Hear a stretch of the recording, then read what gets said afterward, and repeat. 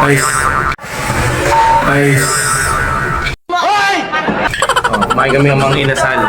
Siyempre, yung aso namin, kailangan namin kuhaan ng boto. Ito. Lahat ng lamesa na yung mga ko na. Ito lang ang prospect ko na tira. Yung nasa likod kami, tagal kumain eh. Tagal kumain eh. Tagal kumain eh. Gago! Pupunin din natin ang bulod niya. Oh, basic oh. Oh. Ginamit data yan. Ginamit data yan. Ginamit data yan.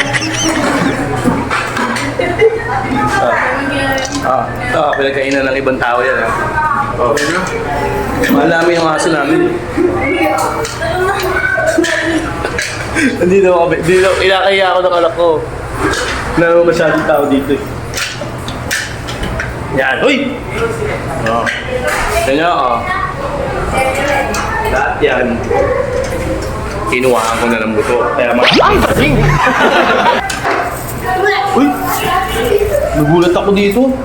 Hindi ko makawalan. Ito pa yung polo.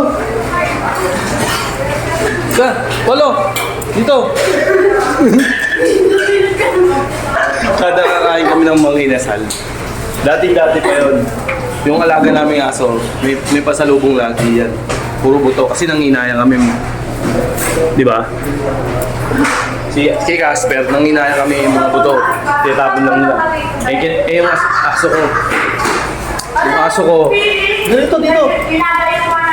Yung aso ko, mahilig dyan sa butong yan. Natutunaw sa tiyan niya yan. Hindi siya maselan. Kaya yan ah. Ubos lahat ng buto nila. Lahat ng mga katabi namin, tinitignan ko kung alis na sila o hindi pa. Again, ganito na. May makukulit pa akong kasama. Liga na dito. Ano, mga kaibigan, ha?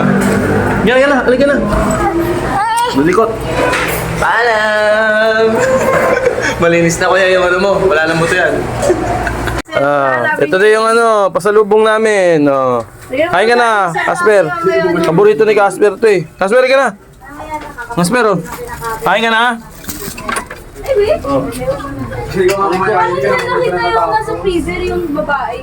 Oh, kain ka na dito, Casper. Pork chop, binang pork chop. Pawa, pasimple pa to yun. Bilhin mo yung mga mo ano dun. Oh, di ba? Yan, oh. Paborito niya yan. Kaya ganyan katawan niya, no? Kada kakain kami ng mga inasal, talagang hindi kami pwedeng hindi kukuha ng buto sa mga inasal. Ah!